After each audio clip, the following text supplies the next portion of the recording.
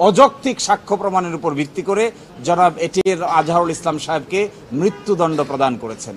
এই ক্ষেত্রে যিনি মাইনরিটি জাজ ছিলেন ম্যাডাম জাস্টিস জিনাতারা, তিনি কমপ্লিটলি এই সমস্ত অন্যায় অবিচারের বিচারিক প্রতিবাদ করেছিলেন, কিন্তু সেই বিচারিক প্রতিবাদ তখন কেউ শোনার ছিল না।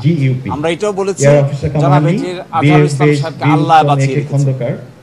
এটি আল্লাহর পরিকল্পনা, এই আল্লাহর পরিকল্পনার ভিত্তিতে তিনি বেঁচে আছেন। এই জন্য আজকে আমরা আদালতের সামনে আল্লাহর পরিকল্পনার ভিত্তিতে আমাদের যুক্তি উপস্থাপন করার সুযোগ পেয়েছি। তারা যদি সুযোগ পেত, তারা যদি মনে করত এবং একটু খেয়াল করত, তারা চাইলে এটিএম আজহারুল ইসলাম সাহেবকেও ফাঁসির কাছে ঝুলাতে পারত, কিন্তু আল্লাহর পরিকল্পনার উপরে তারা হাত দিতে পারে নাই। এই কারণেই আজকে আদালতের সামনে আমরা আশা করি আগামী 27 তারিখ যে রায় হবে, বাংলাদেশের বিচার বিভাগের ইতিহাসে নতুন ইতিহাস রচিত হবে ইনশাআল্লাহ।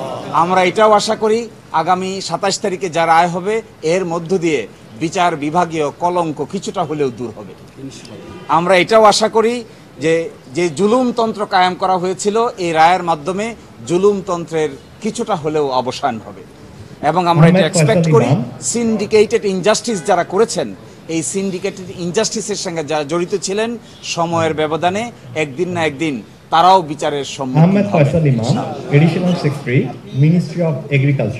তিনি তার বই দ্য ব্রোকেন ড্রিম চ্যাপ্টার 9 সেখানে তিনি স্বীকার করেছেন, যখন ট্রাইব্যুনাল প্রতিষ্ঠা করা হবে তখন মতদ্বৈততা হচ্ছিল,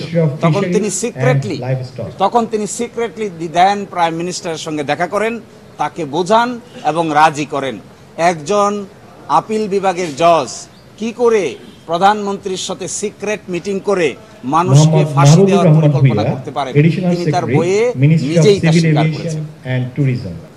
জনাব এস.কে. সিনহা, সাবেক প্রধান বিচারপতি, তার আগে তিনি ছিলেন আপিল বিভাগের বিচারপতি। আমরা এটাও দেখিয়েছি, তিনি নিজেই স্বীকার করেছেন যে আমি যখন এই আলোচনা করছি তৎকালীন প্রধানমন্ত্রীর সাথে, তো ইতোমধ্যে স্কাইপ কেলেঙ্কারি পাবলিশ হয়ে গেছে। তখন আমি নিজামুল হক নাসিম সাহেবকে ডেকে জিজ্ঞাসা করলাম, তিনি শুধু চান আপিল বিভাগে চলে আসার জন্য।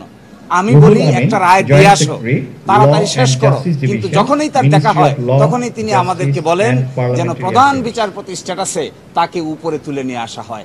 এসব কথা তিনি তার বইয়ে বলে দিয়েছেন।